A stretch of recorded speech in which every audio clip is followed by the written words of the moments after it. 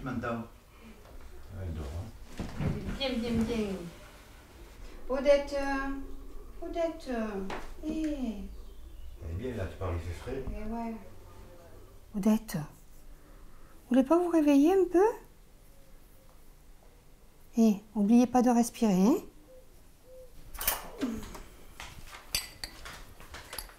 Alors au début, je remplaçais une dame avec qui c'était pas très bien passé. Oh là là, qu'est-ce qui se passe? Et on a été surprise là, hein? On a été surprise. Regardez, c'est de l'eau. Et donc je venais que 2-3 fois par semaine, et puis au final, 6 mois après, je venais tous les matins. Et y compris l'après-midi. Et donc, du coup, Odette, elle est plus calme, elle est plus... Parce qu'au début, quand je suis arrivée, elle était très énervée, elle prenait des cachets, on l'ensuquait tant et tant. Et je lui ai dit à M. Morin, c'est pas possible, on peut pas lui donner autant de médicaments. Et puis finalement, comme la situation était apaisée, lui, il était mieux, Odette, elle était mieux, donc du coup, on a pu enlever toute cette prise en charge médicamenteuse. Et Odette, elle, la pauvre, elle a perdu en autonomie au fur et à mesure sur les 7 ans là. Puis moi, moi je suis là pour temporiser, pour la nourrir, pour m'occuper d'elle, et M. Morin aussi fait beaucoup parce que lui du coup, il prend le relais pour les week-ends, les vacances, parce qu'il veut pas de remplaçant. Donc il y a des fois c'est très pesant parce qu'en hiver par exemple, il ne peut pas sortir, voilà, et toute la journée ici dedans, il y a des jours c'est compliqué. C'est pour ça que je lui dis, il faut aller aux réunions, là, il faut que vous discutiez avec les gens, il faut que vous... Je l'incite, oui, parce qu'il y a des fois il n'irait pas, il y a des fois il trouverait des prétextes. Et je lui dis, non, il faut y aller, quand il a des repas, il faut y aller, M. Morin, ça va vous faire du bien, il faut que vous voyez du monde, il faut que vous discutiez, oui. Ça c'est, il le dit lui aussi, hein, je pense que c'est pas quelque chose, voilà. Qui c'est? Regarde. Qui c'est qui est là? Qui c'est qui est là? Yves. Il y a 8 ans, le diagnostic du médecin est tombé. Odette a la maladie d'Alzheimer. Yves, son mari, a tenu à ce qu'Odette puisse rester à la maison. C'est moi le responsable. Que voulez-vous? J'habite ici, je reste ici. Je prépare un yaourt, je prépare de l'eau avec une poudre et je viens ici pour lui donner un yaourt à Odette, le goûter qu'on appelle, et la faire boire.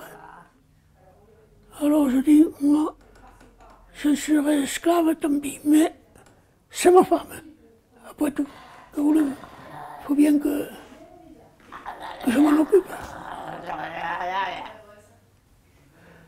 Je m'en occuperai tant que je pourrai qu'elle reste ici. C'est toi, Odette.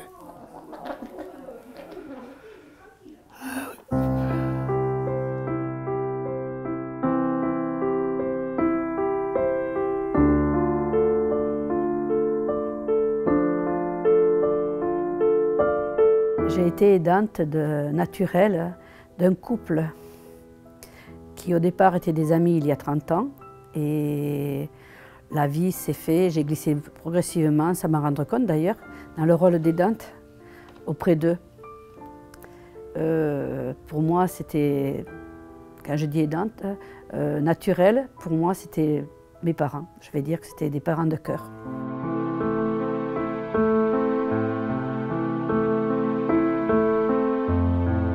Je le faisais, c'était,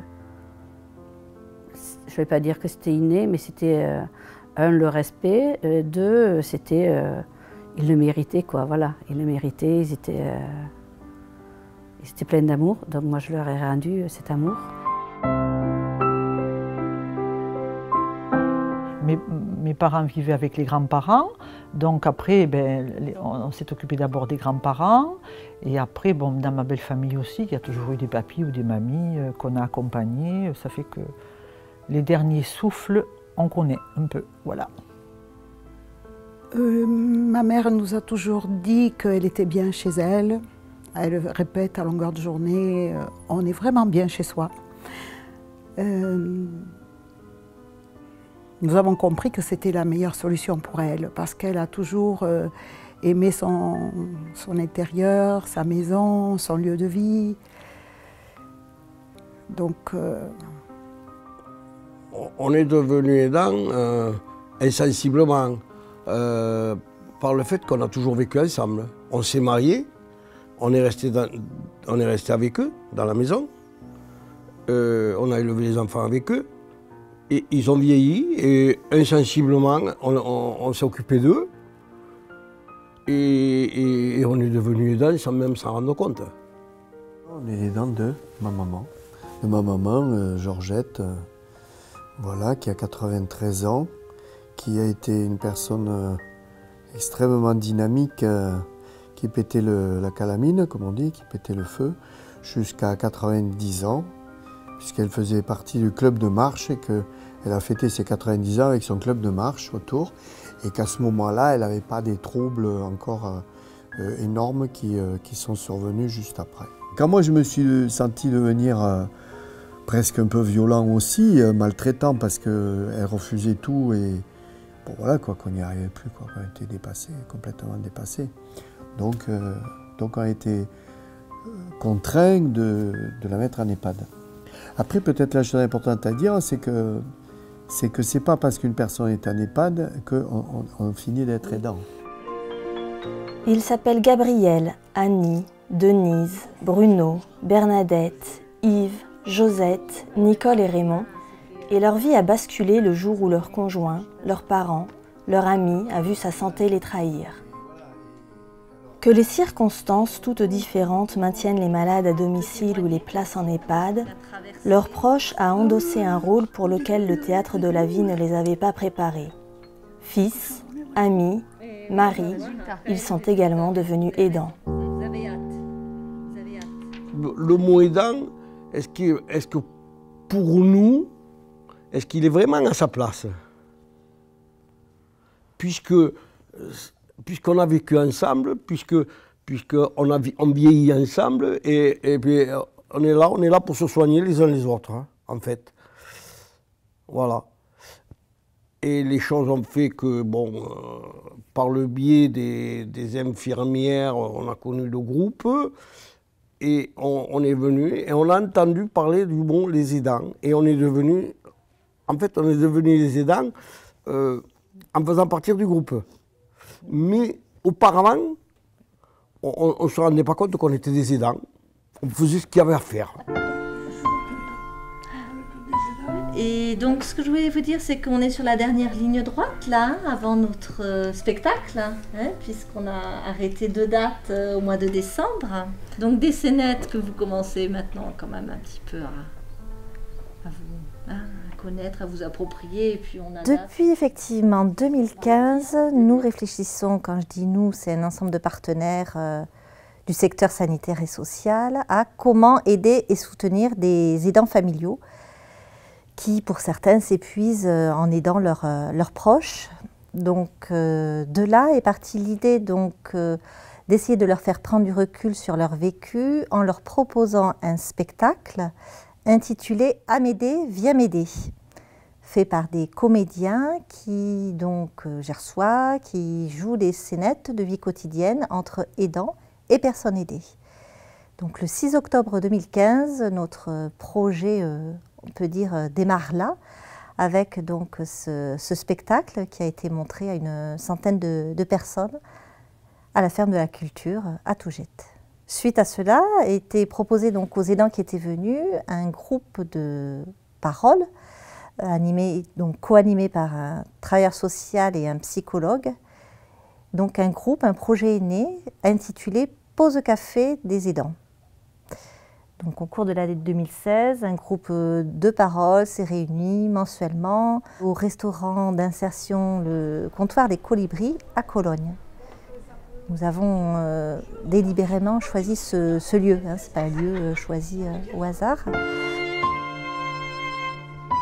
Bon, alors on se retrouve autour de cette table pour un nouveau groupe de paroles. Et depuis le dernier que nous avons eu la joie de partager ensemble, vous avez vécu beaucoup d'expérience. Donc c'est notre proposition aujourd'hui, c'était un peu de revenir sur ce vécu. D'abord, en commençant peut-être par les choses les plus difficiles, hein, voilà, pour après arriver à des choses plus légères. Hein. Mais comme il y a beaucoup de changements depuis la dernière fois que nous nous sommes vus, notamment des entrées en institution pour certaines personnes aidées, des départs, hein, voilà, des deuils pour les aidants. Donc il nous paraissait important de pouvoir évoquer ça dans ce groupe de parole aujourd'hui, puisque nous avons l'habitude de partager le plus intime de nous-mêmes, hein, voilà. Le groupe m'a permis de me rendre compte que c'était des choses que je faisais. Ça m'a permis effectivement de dire « Oups, tu es aidante, méfie-toi, tu auras besoin de l'aide toi aussi ». Donc, de l'aide pour eux en fait, d'accepter de demander de l'aide pour eux, voilà. Je pense que si je n'étais pas rentrée dans ce groupe, je ne vais pas dire que j'aurais été foncée tête baissée, mais j'aurais peut-être pas eu la notion, la conscience d'avoir besoin de quelqu'un à côté, quoi. Voilà. Ça a été un support, c'est un grand support ce groupe. C'est un groupe qui s'est construit sur 2 ans. Et donc, il y a beaucoup de relations, pour ainsi dire, d'amitié au sein de ce groupe. Chacun verbalise son vécu et ça nous permet de nous dire que nous ne sommes pas seuls. Et que, en fait, ce que nous vivons, nous le partageons. À une réunion, là, j'avais vu Josette fatiguée. Bon... et souvent, ne serait-ce que le fait d'être là, ensemble, on va s'énergiser, je ne vais pas savoir le dire. Voilà, on va s'envoyer des ondes positives. On est là comme le bâtiment. Oui, là où il y a... Et après, il faut qu'on réfléchisse au lieu. Hein, donc, je sais que vous avez... Au cours des 2 ans, le groupe évolue. Au-delà de cette expression verbale, ils souhaitent pouvoir s'exprimer autrement sur leur vécu d'aidant. Un atelier d'écriture voit le jour où ils rédigent des textes sur leur vie quotidienne. Je voudrais en parler comme s'il était encore là. Le 6 octobre 2017, à l'occasion de la Journée nationale des aidants, le groupe rencontre et lit ses textes à des élèves de première et terminale de la maison familiale et rurale de Cologne, qui se destinent à des métiers du médico-social. De cette rencontre émouvante et constructive naît l'envie et le besoin de transmettre leur expérience de vie d'aidant à travers ce film, ainsi que par le biais de la mise en scène de scénettes théâtrales tirées de leur quotidien et écrites par leurs soins. J'aimerais aujourd'hui qu'on puisse reprendre le visionnage. Vous n'êtes jamais vu en fait, hein, en train de jouer. Donc Bruno avait filmé fin juin. Donc voir un petit peu ce que ça donne. Hein. Et puis après on reprendra les répétitions. Allez.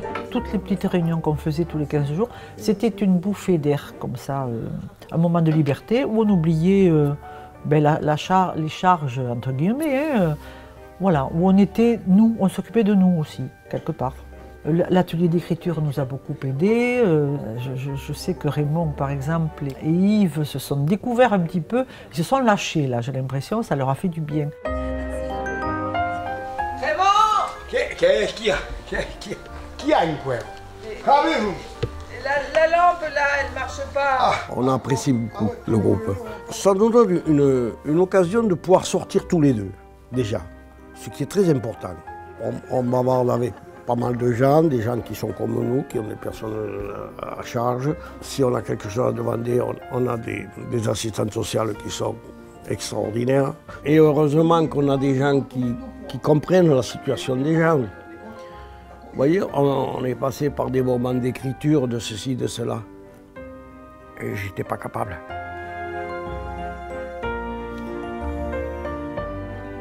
Et j'avais à côté de moi une dame qui écrivait pour moi.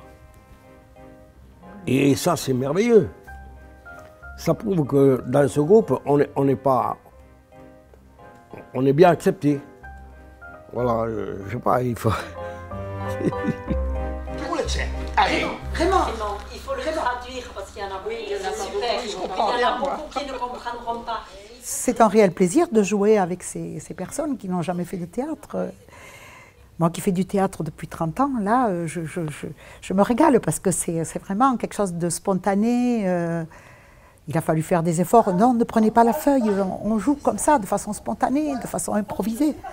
Ça, je trouve ça, c'est riche, quoi. C'est riche parce que c'est du vécu, c'est tout en prenant beaucoup de recul et avec beaucoup de dérision. C'est ça qui me plaît. Tu es à l'hôpital depuis combien de temps? Ça va faire 10 jours là maintenant. Bon, ça tous les 2 jours, c'est bon quoi. Et on y va tous les 2 jours. Et on se trompe presque à chaque fois. Mais tu n'as qu'à m'aider, tu es la copilote toi aussi. Oui, mais quand il y a des travaux, je vais t'aider, je vais prévoir. Ah mais mince! Ah ben tu vois là-bas, regarde, il y a bien 1 kilomètre de bouchon. Et il y a marqué bouchon.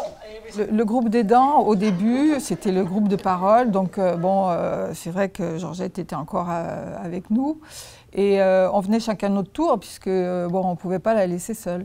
Bon, mais c'est pas tellement là que la mayonnaise a pris, j'ai envie de dire. Hein. C'est après, quand on a décidé de faire de l'expression théâtrale ou de l'expression écrite, que là, ça nous a apporté à la fois de la distance, c'est-à-dire qu'on mettait en jeu nos émotions et ce qu'on avait vécu, mais avec une certaine distance. Ce qu'il faut, comme elle ne l'a pas fait depuis un moment, il faut que vous soyez... D'abord déjà tu l'ouvres, quoi, tu l'as.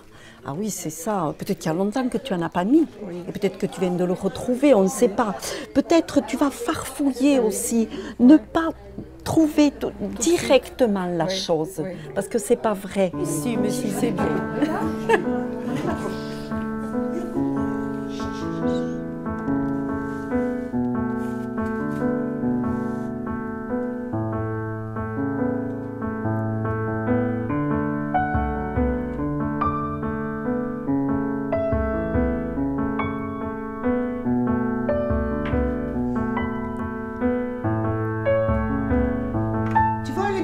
Tu te rappelles quand on est allé voir Janine à la maison de retraite?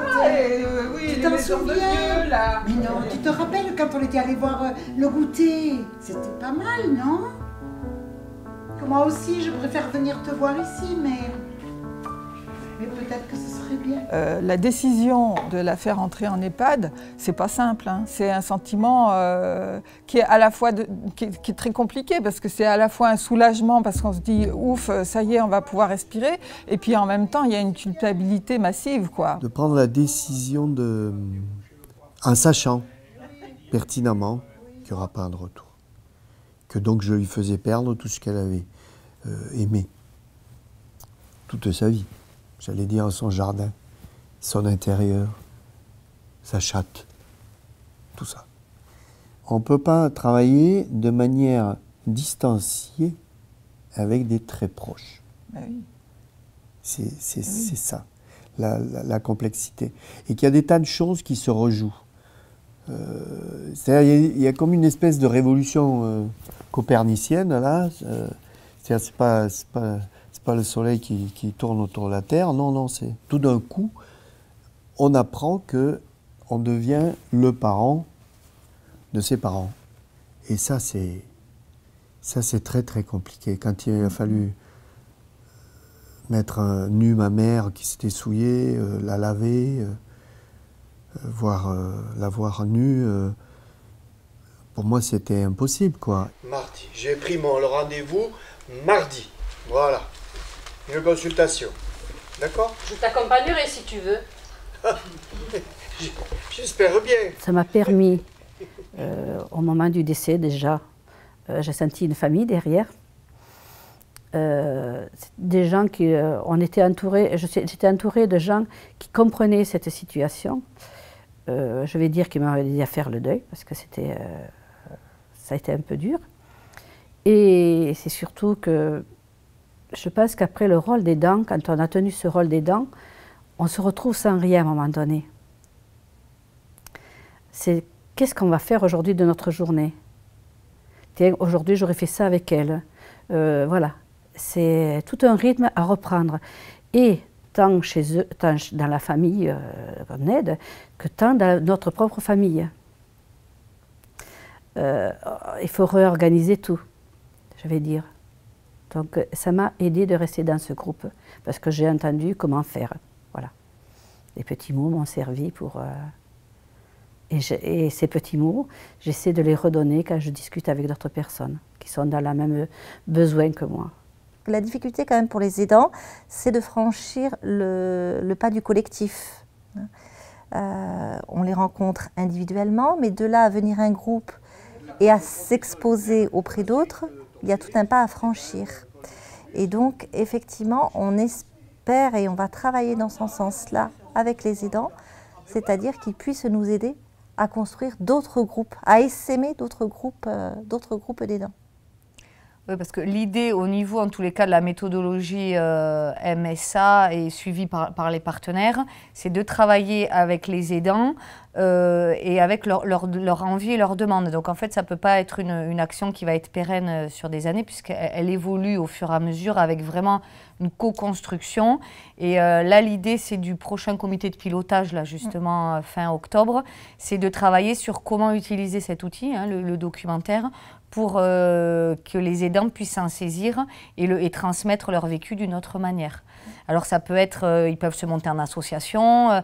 Nous, notre idée et notre travail, là maintenant, c'est de les amener vers l'autonomie, quoi. Voilà.